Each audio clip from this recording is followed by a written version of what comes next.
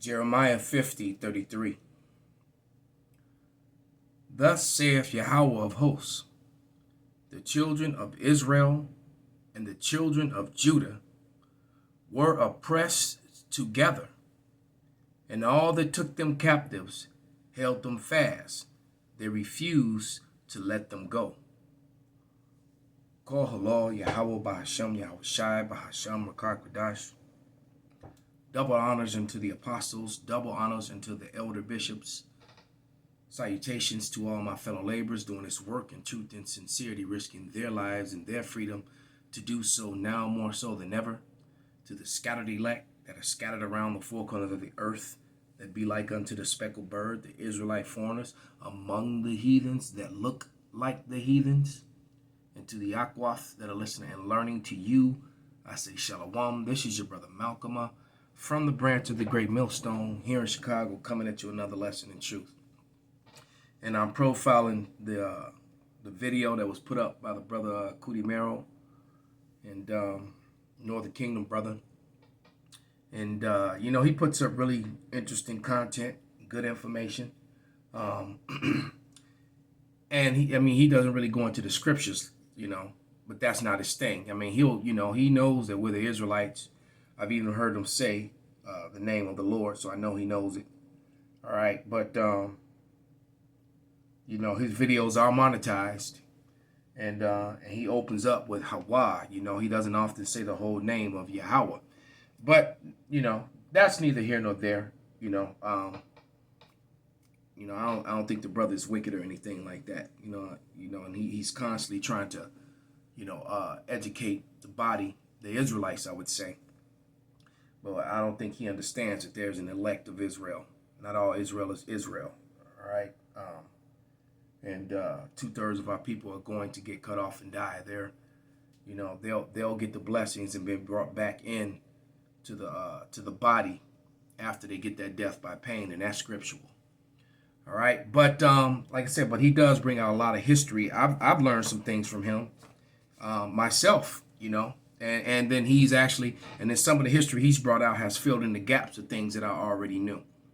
So I often go back and forth, you know, using some of his information. But this video was pretty interesting because this is a debate that, you know, that because you got some Jakes that understand that the Northern Kingdom are our people, and you got some people that want to deny the Northern Kingdom and say that the natives were only were Negro. What you got to understand is that the so-called Negro and the so-called Native American were one and the same. All right, different tribes, same people. And I'm also going to profile the book here, The Indian Slave Trade, The Rise of the English Empire by Alain Gallet. All right. And this is a really good book. So we're going to talk about that a little bit too. Getting back to this, I'm going to play a portion of his video and then add some scriptural commentary to it. And then add a little bit of history of that I know of my own that coincides with what he said. So without any further ado, Brother Cootie Merrill.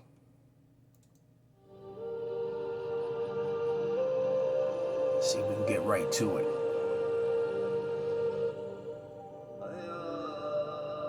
La vida, mi gente.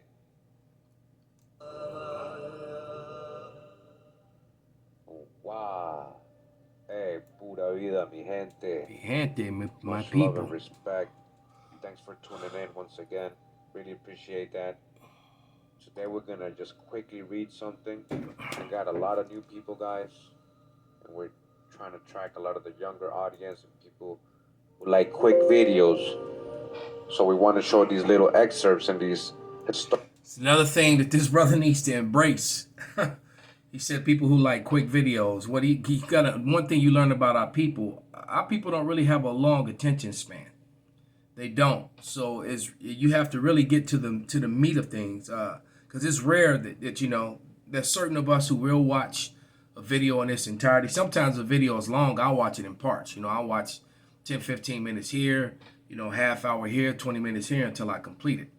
But a lot of our people don't have that patience, you know. The truth is not for everybody.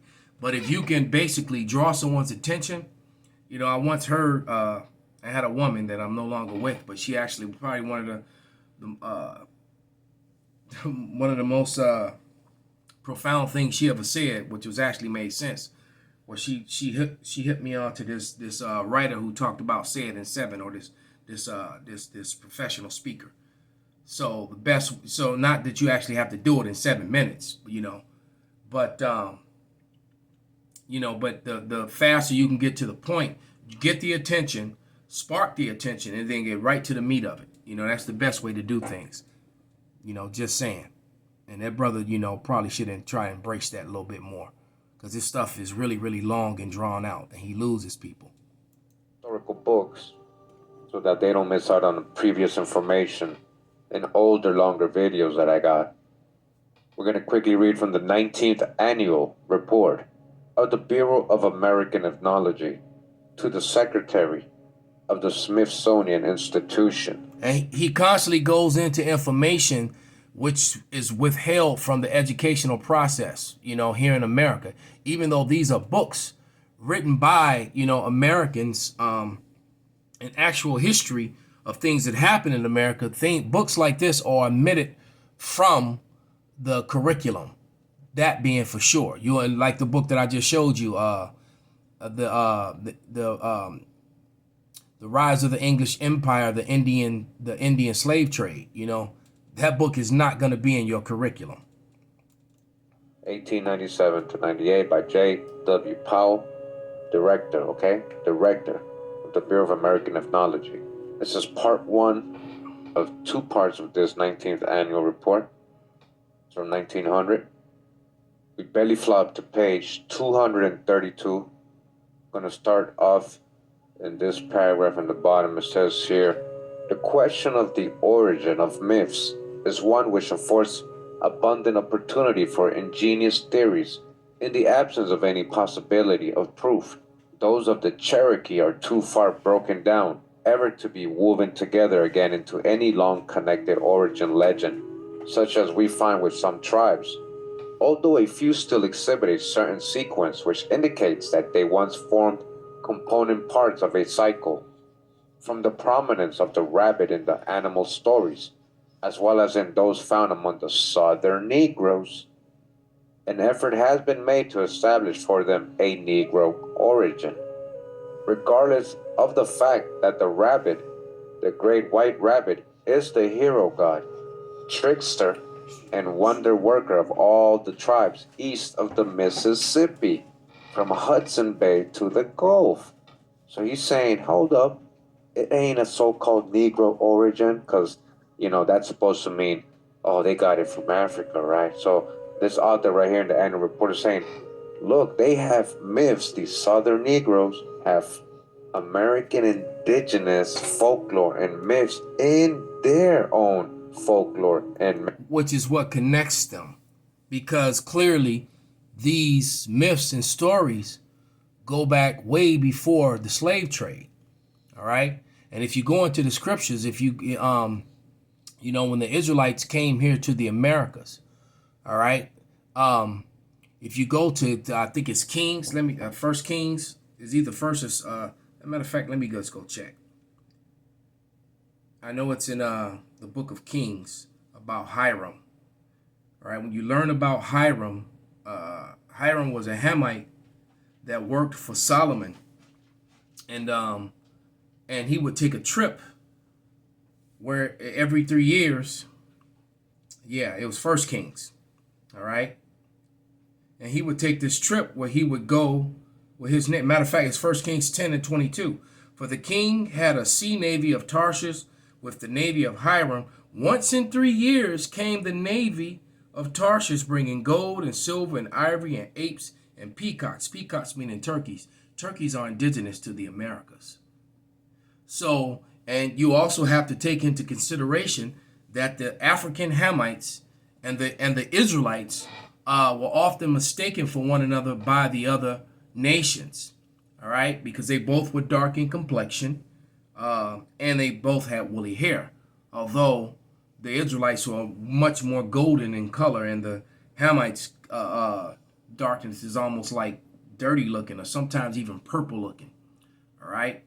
where the Israelites were much more browner in complexion and had much more red in their skin, making them ruddy brown. You know, that brownish red, and they also had that gold, or that golden color to them. They shined. All right, where Hamites they don't shine at all. They kind of drab with their dark complexions. All right, and for the most part. So you have to remember the Israelites came to be among the Hamites while they were in Egypt. So, with all that being said, some of the folklore and stories that will be told by the Negroes once they made it to the shores of America from off the west coast of Africa, where they were refugees from Jerusalem, they're not Africans. You know, they live separate from the Africans. West Africa on old maps is referred to as Negro land. I do believe that Cootie Merrill's pointed that out in his videos as well. And these people from Negro land were the same genome type as the people who were here in the Americas already, pertaining to Second Ezra, the 13th chapter, around the 40th verse. All right, because the Israelites knew the way to America because of the Hiram's travels. And, you know, and to think that it wasn't in some cases, some Israelites that came on those trips with Hiram would, you know, to think that wasn't happening would actually be foolish. This is how they knew the way to come over here. And then Cristobal Colon, a.k.a. Christopher Columbus, used the writing of Ezra and Hebrew interpreters when he came to America, which is how you know that the fabrication of history about him looking for India was a lie. That's just to cover up. Remember, the crafty council, their whole job was to hide who we were, all right, and create the separation between the Negro, all right, and the Native when they're being one and the same, okay. And even in 1681 in Virginia, when they made up self-proclaimed themselves white and put it into law, into paperwork, well, in 1683 in Virginia, around that time, the Negro and the Native American were considered the same. All right, there are even images of that on Google, and they may have scrubbed them by now. You know, I've brought them out quite a few times, and I know that, you know, some of the elder bishops. I know that Elder Taz has brought it out many a time. All right, so let's let them continue. What a coincidence! In European folklore, also, the rabbit is regarded as something uncanny and half supernatural, and even in far-off Korea, he is the central figure in the animal myths. Just why this should be so is a question that may be left to the theorists to decide. Among the Algonquin tribes, the name Wabos, Wabos, seems to have been confounded with that of the Don Waban, so that the great white rabbit is really the incarnation of the eastern dawn that brings light and life and drives away the dark shadows which have held the world in chains. The animal itself seems to be regarded by the Indians as the fitting type of defenseless weakness, protected and made safe by constantly alert vigilance, and with a disposition, moreover, for turning up at unexpected moments. The same characteristics would appeal as strongly to the primitive mind of the Negro. All right? Listen to this. The same characteristics happen to be in the primitive mind. Gosh, the hijack. They have the same stories. They have the same stories because they're the same people. The very expression which Harris puts into the mouth of Uncle Remus. In them days, Brer Rabbit and his family was at the head of their gang when any racket was in hand, was paraphrased in the Cherokee language by Suyeta in introducing his first rabbit story. And you guys see there in the language of the Cherokee. As a matter of fact, I want to show you something here real quick. All right. And this is a sign that is commonly used. All right. It says to be sold. All right. The Negroes. And you see the images that they use. All right. But those images are actually Native Americans. You see? And they came out of this book right here. All right. You see the one feather, the headdress. Those were natives of ancient America. There was even some movie show I was watching where the guy had the this drawn on his house. It was some, I think it was Colombo or something. And the guy, and these were the same natives. When you look closely at them, these were Native Americans. And those, so when they said Negroes to be sold, you got to remember in 1683, I mean in the 1800s, many of the so-called Negroes were reclassified as, many of the natives were reclassified as Negroes. There's a lot of Negroes walking around today were that are actually Native Americans. Okay, this is a powwow. Let me show you this image of this powwow. All right, this is a powwow from 1925 right here. Okay.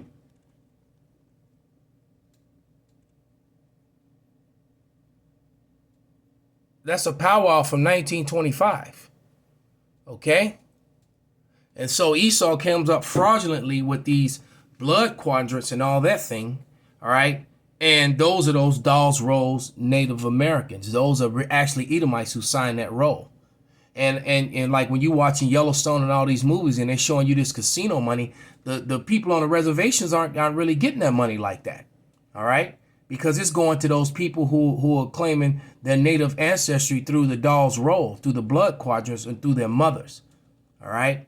And right here in this book with Alain Gallet, it even mentions how they changed what they did when they took the matter of fact, this is and then I'm gonna put Cootie Merrill back on, but this is page 46. All right, let's click over to the. All right, because I'm holding the book, the physical book. All right, I'm reading for page 46 of the Indian slave trade, the bottom paragraph, and it reads, two oddities characterize this rationale. First, in law, children's status devolved from the father, not the mother. The change perpetrated enslavement by making status hereditary, a condition contrary to most African slave traditions. Not only Africans, but European and everybody else's traditions as well. All right? And biblically, the Israelites, and just like, like the Jewish converts that stem back to Herodotus, to the Herodians today that are in the land of Israel, they today claim their heritage through their mothers. And that's not biblical. When all through the Bible is telling you, from father to son to father to son, that he begot him and he begot him. Women, and women bear children. All right, they bear the children. They bear the seed that's implanted in them. All right, so there's a lot of falsehoods and a lot of lies going on that are being perpetrated. Okay, so let's go back. See if we can get to the meat of things. All right, here we go. Okay. The rabbit was the leader of them all in mischief. All right, it's the same story. The expression struck the author so forcibly that the words were recorded as spoken. All right, so they're letting you know something here, guys, even though they're seeing it in a whole different way. But let's read it. Listen to this part right here, guys. In regard to the contact between the two races, but where such stories could be borrowed from one by the other. So they're talking about the so-called Negro race and the so-called Native American race, right? So we got to dodge the hijack big time because there is no separation many times. They're the same Indians people. were classified as so-called Negroes. That's right. And so-called Negroes were American Indians. That's right. So they're trying to explain why. They're trying to explain why they would have all these so-called Native American myths and folklores in their own folklores, not understanding that that's their own oral history. Let's stop it right there. You can clearly see. All right, and these are Reubenites. This is my tribe right here that you're looking at, and colored Indians, mulatto, all these names. Then that's what they labeled my grandmother. They labeled her a mulatto. All right. When she was of actually of Shoshone, descendancy. All right. Too, but either way, they're gonna let you know how Indians were being enslaved with so-called. This woman looks just like my grandmother and my aunts, my father's sisters. This woman right here. Negroes, or another person of color. It could be a black European, it could be other Indians from other parts of America. It could be many things. So it says here, it is not commonly known that in all the southern colonies, Indian slaves were bought and sold and kept in servitude and worked in the fields side by side with Negroes up to the time of the Revolution. That's right. So prior to the Revolutionary War, the Negroes and the natives, all right, were being enslaved together. Here's this also going back into the Indian slave trade. Let's put it up again. By the rise of the British Empire in the American South, on page 302.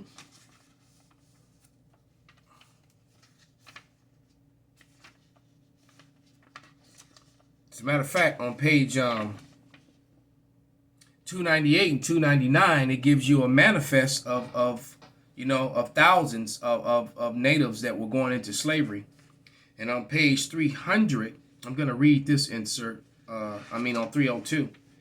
At the top paragraph, it says, "It is impossible how many Indians were shipped northward. New York and Pennsylvania's extant shipping returns do not begin until 1713. And Maryland did not include imports." So they didn't just like murder off all the natives that were living in Manhattan and all throughout New York and Connecticut and all that. A lot of them got shipped into slavery. All right. And as you can see on the cover of this book, Esau would pit tribe against tribe. He would align himself with one tribe, promising them the other tribe's land, etc., get them, and you can see they're all tawny, all right? Even though they were different shades, they weren't all the same exact tawny color. They were tawny and swarthy, just like it says in Ben Franklin's letter. Some of them were dark, because Jake has always come from light skin to dark skin. So there were chocolate natives as well, all right? So their numbers, they were killed off in wars, and the ones that survived that survived those wars often were sold into slavery. And then Esau would turn on the ones that he just sided with.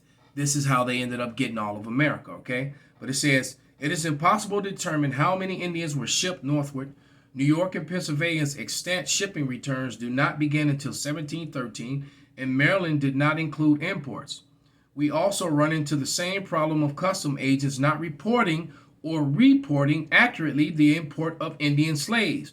For instance, in 1715, the Royal Anne arrived in New York with the shipment of Indians and black slaves. The number of blacks was recorded, but not the number of Indians." So you got to remember, this was to divide and conquer. All right. All this was done for divide and conquer, and then they were able to fabricate all these different things, all these lies about the black man, the white man, the yellow man, the red man, all these lies, man, that they made up, that they still use to this day. Okay? These people are liars in everything that they do. History, law, no science, whatever it is. Okay? Like this one says, "The Real Slavery, the Other Slavery, the Real Slavery, Part 4, the uncovered story of Indian enslavement." So, and which lines up with Scripture, with prophecy. Way up to 1776? Come on. Indian slaves being bought and sold, right? We already broke this down. Who were they really enslaving? Not to go back to the Spanish period when such things were the order of the day. All right. That was a very powerful image. Let's put that back up.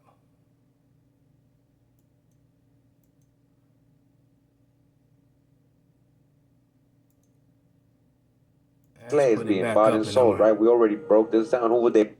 So let me grab a scripture and we'll close out with this one. All right, because when this scripture was when this prophecy was prophesied, all the tribes were together. So we all were put on ships, just as the prophecy promised. All right. This is Deuteronomy 28 and 68. And it reads, and And Yahweh shall bring thee into Egypt, meaning slavery, again with ships. By the way whereof I spake unto thee, thou shalt see it no more again. And there ye shall be sold unto your enemies for bondmen, slave men, and bondwomen, slave women. And no man shall buy you, no man shall redeem you or save you from this. You are going your brown, tawny, swarthy, light-skinned, dark-skinned ass into slavery. All right? And there was nothing we could do about it.